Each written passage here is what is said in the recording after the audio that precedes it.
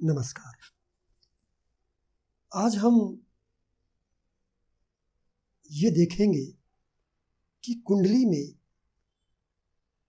Chartered accountant बनाने वाले योग कौन से हैं।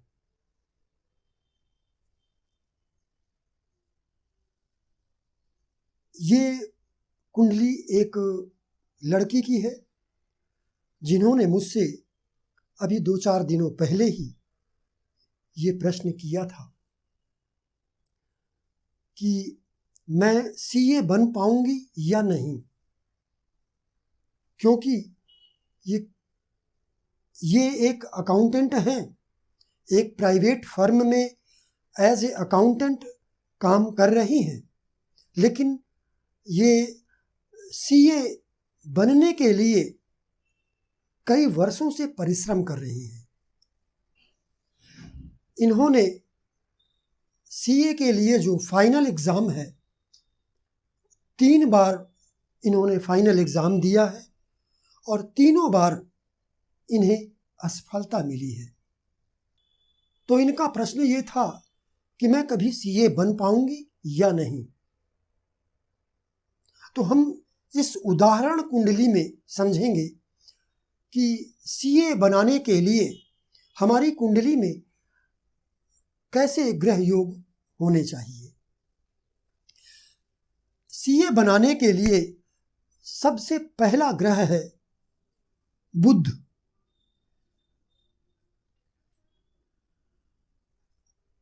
क्योंकि बुध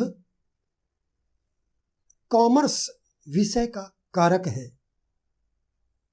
अकाउंटेंट का कारक बुध ही है। बुध हिसाब किताब रखने वाला ग्रह है। तो बुध सबसे ज्यादा महत्वपूर्ण ग्रह है, तो इस बुध को बलवान होना चाहिए। फिर सेकंड नंबर में गुरु आता है। गुरु इसलिए कि गुरु धन का कारक है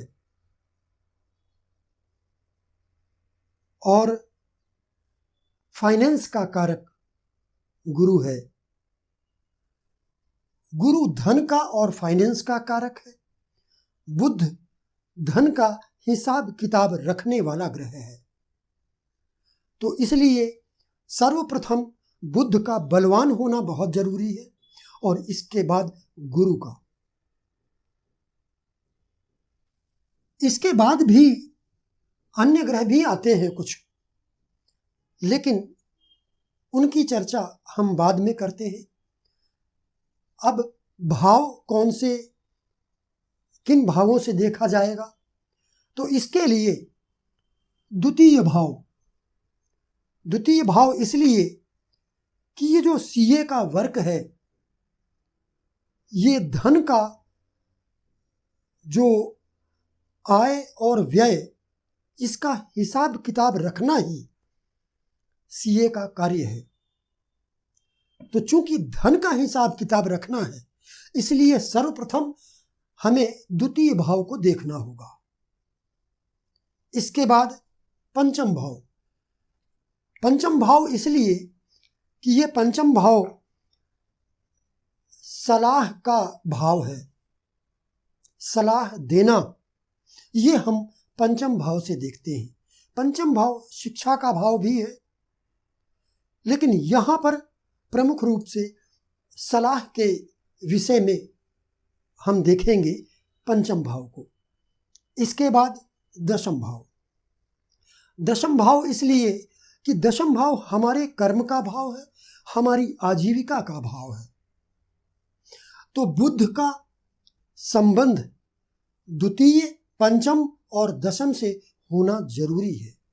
बलवान बुध का और गुरु का, बुध एवं गुरु का संबंध, जिसमें यानी इनमें से यदि दोनों ग्रह का संबंध हो और दोनों ही ग्रह बलवान हो, तो ये बहुत अच्छा प्रबल योग बनेगा। और जितना ज्यादा प्रबल योग होगा, व्यक्ति उतना अच्छा सीए होगा, यानी उसे सफलता उतनी अच्छी मिलेगी।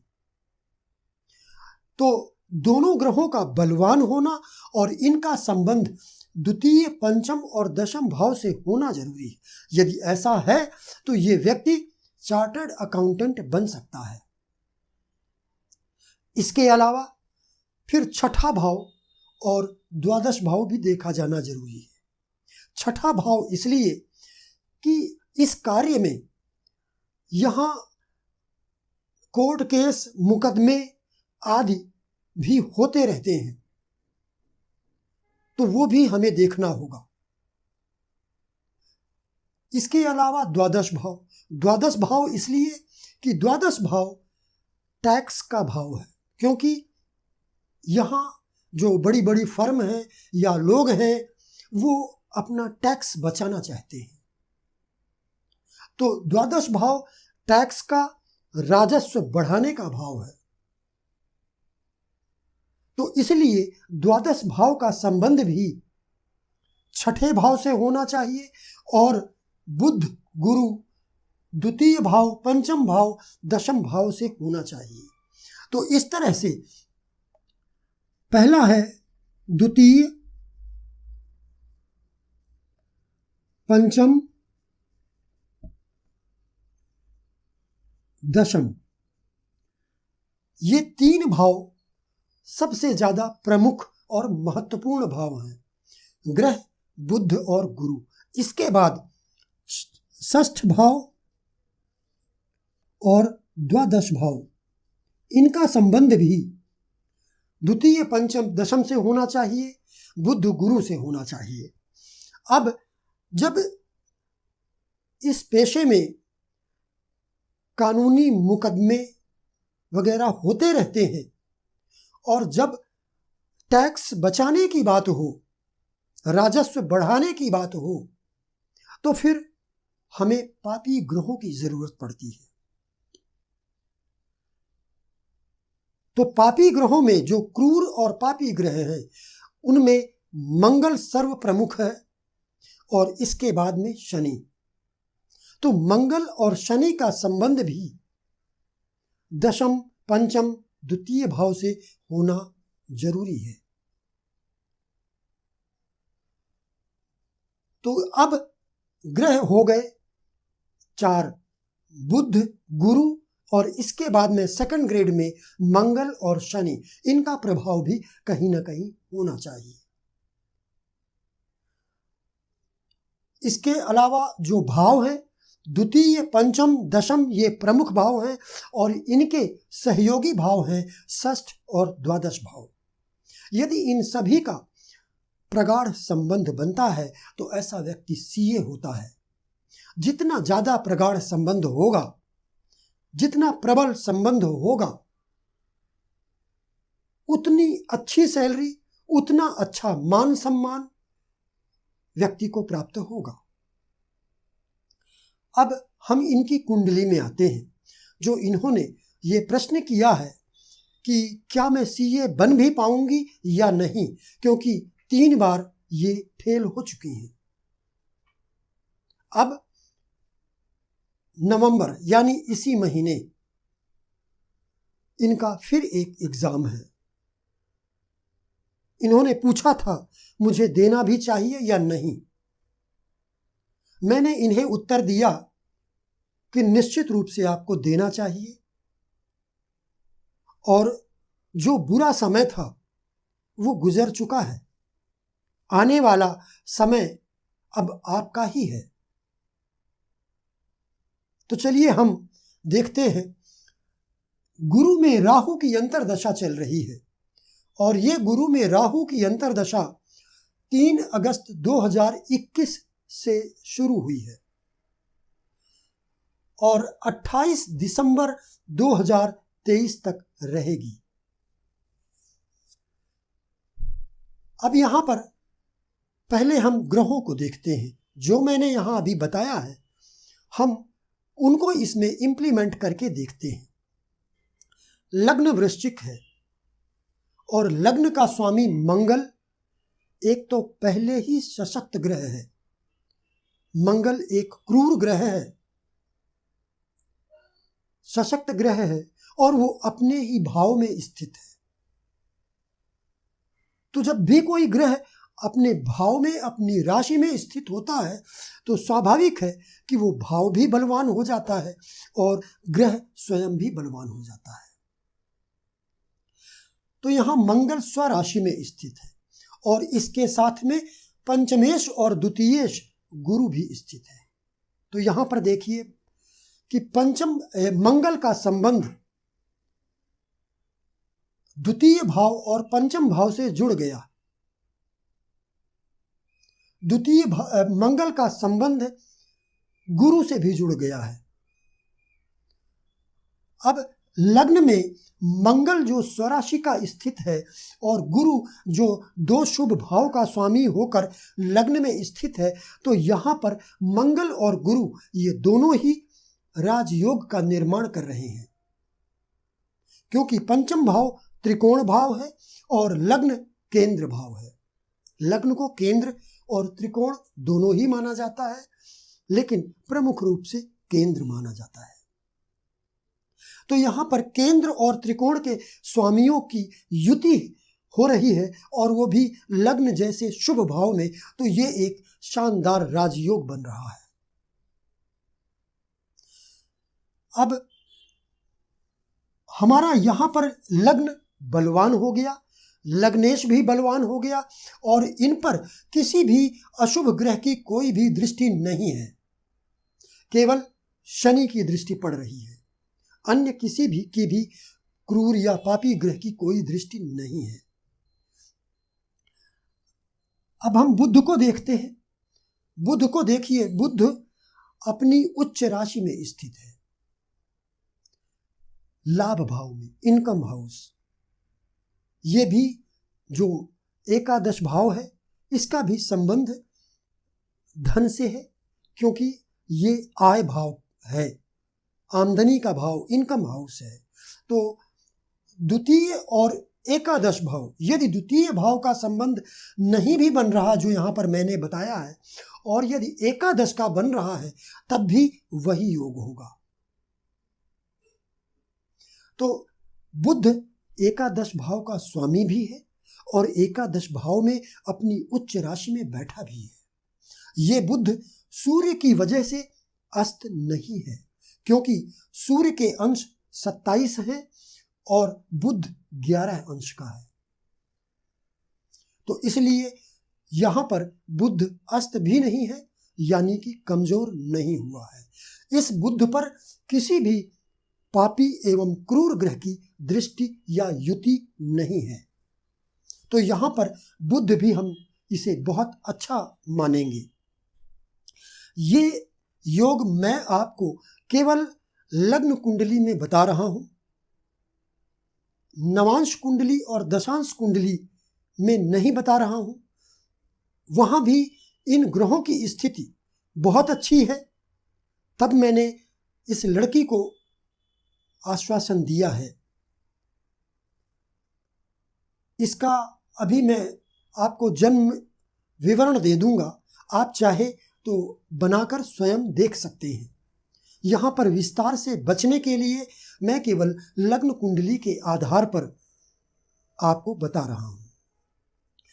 तो हमने देखा कि लग्न लग्नेश दोनों ही बलवान है, गुरु भी बलवान है और बुध भी यहाँ पर बलवान है। बुध जो अकाउंट्स का कारक ग्रह है, लेखा जोखा का कारक ग्रह है, कॉमर्स का कारक ग्रह है, जो चार्टर्ड अकाउंटेंट बनने के लिए सबसे पहली और जरूरी शर्त है, वो बुध पूरी कर रहा है। और ये बुध इतना ही नहीं, दशमेश के साथ स्थित है, यानी इस बुध का संबंध दशमेश से हो रहा है और पंचम भाव से भी हो रहा है। तो यहाँ पर सूर्य और बुध का संबंध पंचम भाव से हो रहा है। तो जब पंचम भाव से इनका संबंध बन रहा है, ये पंचम भाव को दृष्ट कर रहे हैं, तो सीधी सी बात है कि जब इनकी दृष्टि पंचम भाव पर पड़ेगी तो उसका असर गुरु पर होगा, यानी कि गुरु से इनका संबंध बन जाता है, तो फिर द्वितीय भाव से भी बन जाता है। तो इस तरह से द्वितीय भाव, पंचम भाव, लग्न, षष्ठ, दशम, एकादश, इन सभी भाव का संबंध यहाँ पर बन रहा है, क्योंकि मंगल यहाँ पर छठे भाव का भी स्वामी है। तो इस तरह से छठे भाव का भी संबंध बन गया है यहाँ। और इनके जो ग्रह हैं वो ये बता रहे हैं, मंगल, गुरु और बुध, ये तीन ग्रह खास करके ये बता रहे हैं कि ये इस लड़की को चार्टर्ड अकाउंटेंट बनना ही है। शनि को देखिए, शनि तृतीयेश तो है लेकिन चतुर्थेश भी है, केंद्र का स्वामी है और केंद्र में ही स्थित है।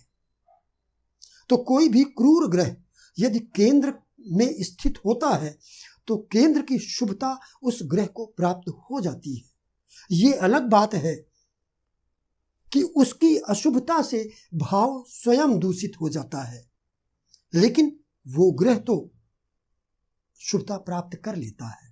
यहाँ पर शनि भी अपनी ही राशि में स्थित है और अपनी मूल त्रिकोण राशि में, तो यहाँ पर शनि भी बलवान है अपनी राशि में स्थित होने के कारण और वक्री होने के कारण।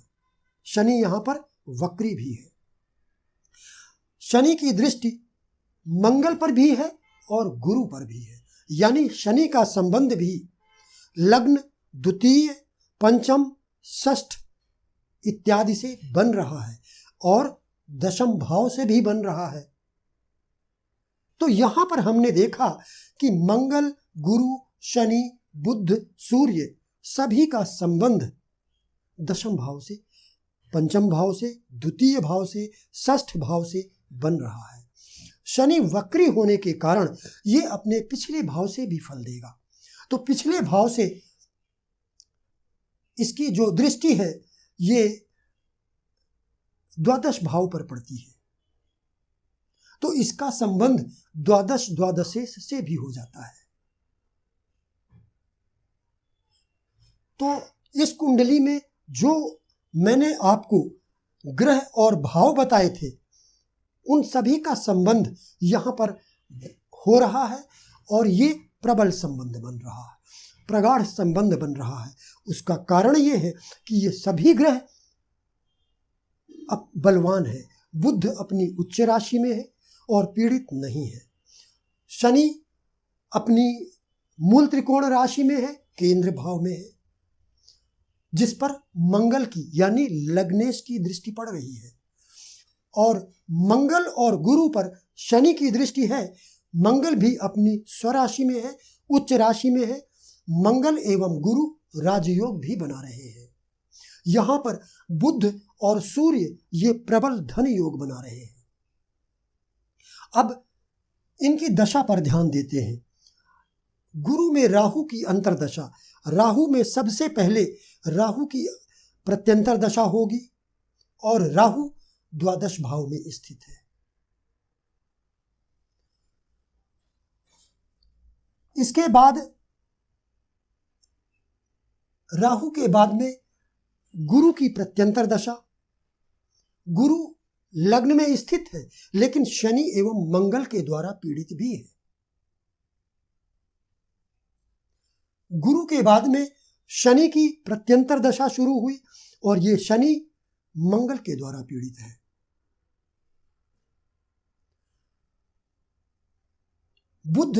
बुध की प्रत्यंतर दशा 25 अगस्त से शुरू हुई है और ये 28 दिसंबर तक रहेगी। बुध की प्रत्यंतर दशा 25 अगस्त से शुरू हुई है। इसके पहले शनि, गुरु एवं राहु की प्रत्यंतर दशा थी। इन दशाओं में यानी राहु की प्रत्यंतर दशा, गुरु की प्रत्यंतर दशा और शनि की प्रत्यंतर दशा थी। इसके पहले ये 3 बार सीए का फाइनल एग्जाम दे चुकी हैं लेकिन इन्हें सफलता नहीं मिली। उसका पहला कारण राहु की अंतर्दशा है। हालांकि यहां पर राहु बुरा नहीं है लेकिन प्रत्यंतर दशा भी राहु की थी।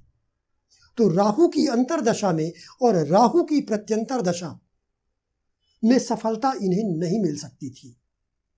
राहु इनका इतना बुरा नहीं है, लेकिन कोई भी ग्रह जिसकी महादशा हो और अंतर्दशा भी उसी की हो, या फिर जिसकी अंतर्दशा हो और प्रत्यंतर दशा भी उसी की हो, तो ऐसा ग्रह अपने पूर्ण फल नहीं दे पाता है। पूर्ण फल देने के लिए उस ग्रह को या तो बहुत शुभ होना चाहिए, यानी बलवान होना चाहिए, और या फिर अशुभ होना चाहिए। बलवान ग्रह भी हो और अशुभ भी हो। अशुभ होगा तो अशुभ परिणाम देगा, शुभ होगा तो शुभ परिणाम देगा, लेकिन उसे इतना बलवान होना चाहिए कि वो उस भाव का फल दे सके अपनी अंतर्दशा और अपनी ही प्रत्यंतर दशा में, अपनी महादशा और अपनी ही अंतर्दशा में। लेकिन अगर वो ज़्यादा बलवान नहीं है तो फिर ऐसा ग्रह अपनी ही अंतर्दशा और अपनी ही प्रत्यंतर दशा में फल नहीं दे पाता है। तो यहां पर राहु द्वादश भाव में स्थित है। द्वादश भाव हानि का भाव है, और राहु वैसे भी द्वादश भाव में बुरे ही फल देता है, हमेशा ही वो बुरे फल देता है। यहां ये कुछ ज्यादा बुरे फल नहीं देगा, क्योंकि शुक्र के साथ स्थित है, शुक्र की राशि में और शुक्र के साथ स्थित है। लेकिन फिर भी ये अपनी प्रत्यंतर दशा में सफलता नहीं दे सकता है। राहु के बाद गुरु की प्रत्यंतर दशा आई। गुरु दो ग्रहों के द्वारा पीड़ित है, मंगल एवं शनि। गुरु के बाद शनि की प्रत्यंतर दशा आई। शनि इस कुंडली का लग्न वृश्चिक, वृश्चिक लग्न के लिए शनि एक अशुभ ग्रह है और ये मंगल के द्वारा पीड़ित भी है। शनि के बाद अब 25 अगस्त से बुध की प्रत्यंतर दशा शुरू हुई है। बुध अपनी उच्च राशि में है, एकादश भाव में है, दशमेश सूर्य के साथ है। तो यहां पर बुध बलवान है। ये नवांश कुंडली में और दशांश कुंडली में भी बलवान है। तो बुध की अंतर्दशा प्रत्यंतर दशा, राहु में बुध की प्रत्यंतर दशा में इन्हें सफलता मिलना निश्चित है। राहु की अंतर्दशा में क्यों? इसलिए कि राहु तुला राशि में, शुक्र की राशि में शुक्र के साथ स्थित है। राहु केतु जिस स्वराशि ग्रह के साथ स्थित होते हैं तो उस ग्रह के अनुरूप ही फल देते हैं। दूसरी बात ये कि यहां पर राहु अपने गुरु की राशि में, शुक्र राक्षसों के गुरु हैं, यानी राहु केतु के गुरु हैं, और इसलिए शुक्र की राशि में राहु केतु बुरे परिणाम नहीं देते हैं। और फिर शुक्र साथ में भी स्थित है। शुक्र द्वादश भाव में बहुत ही अच्छे परिणाम देता है, ऐश्वर्य प्रदान करता है शुक्र। तो जब शुक्र ऐश्वर्य प्रदान करता है और साथ में स्थित है तो राहु को भी ऐश्वर्य प्रदान करना होगा, क्योंकि राहु केतु राशि का ही फल करते हैं। तो राहु को शुक्र का फल देना होगा। दूसरी बात, राहु तुला राशि में, तुला राशि एक चर राशि है, वायु तत्व की राशि है, चर राशि है और 2 अंश 45 कला का है। तो जब राहु 2 अंश 45 कला का है तो राहु नवांश कुंडली में और दशांश कुंडली में भी इसी राशि में रहेगा, यानी वर्गोत्तम है। तो जब राहु वर्गोत्तम भी है, स्वराशि के शुक्र के साथ स्थित है, तो ये अच्छे रिजल्ट इसको देना है। तो राहु की अंतर्दशा और बुध की प्रत्यंतर दशा, बुध की प्रत्यंतर दशा 25 अगस्त 2023 तक है। 28 दिसंबर 2022 तक बुध की प्रत्यंतर दशा 28 दिसंबर 2022 तक है। इस दौरान इनका एक एग्ज़ाम नवंबर में है और मैंने इन्हें कहा है कि 100% आपका ये एग्ज़ाम क्लियर हो जाएगा। और इसके बाद मैंने इन्हें ये भी बताया है कि जब सूर्य की प्रत्यंतर दशा आएगी, ये आएगी 12 जुलाई 2023 से और 25 अगस्त 2023 तक रहेगी। तो जब सूर्य की प्रत्यंतर दशा शुरू होगी तो मैंने इन्हें बताया है कि आपको उसी कंपनी में जहां आप कार्यरत हैं वहां एज ए चार्टर्ड अकाउंटेंट आपको प्रमोट कर दिया जाएगा, क्योंकि सूर्य दशमेश होकर एकादश भाव में यहाँ स्थित है और इसकी स्थिति नवांश कुंडली में और दशांश कुंडली में भी बहुत अच्छी है। तो इसलिए, और चूंकि सूर्य दशम भाव से द्वितीय भाव में बैठा है बुध के साथ में, द्वितीयेश के साथ में, इसलिए सूर्य को प्रमोशन देना ही होगा। यहां पर मेरा उद्देश्य कुंडली का विश्लेषण करना नहीं था, केवल उदाहरण के रूप में कि चार्टर्ड अकाउंटेंट के लिए कुंडली में कौन से योग होने चाहिए, तो मैंने यहाँ पर केवल उदाहरण स्वरूप इस कुंडली को दिया है। आप इनका जन्म समय नोट कर सकते हैं और इनकी कुंडली आप देख सकते हैं, यानी कि नवांश कुंडली, दशांश कुंडली, चंद्र कुंडली, ये सभी देखनी चाहिए, तभी कोई निर्णय किया जा सकता है। इनका जन्म है 15 अक्टूबर 1995, जन्म है सुबह 9:29 AM 9:29 AM और स्थान है कठुआ। ये जम्मू एंड कश्मीर में आता है। तो आज के लिए बस इतना ही। मेरे अन्य वीडियो देखने के लिए चैनल को सब्सक्राइब करें, लाइक करें, नोटिफिकेशन की बटन दबाएं ताकि आपको समय पर मेरे वीडियो उपलब्ध हो सकें। इसके अलावा आप लोग कमेंट भी कर सकते हैं। आपको मेरे वीडियो कैसे लगते हैं, आप अपनी राय दे सकते हैं। नमस्कार।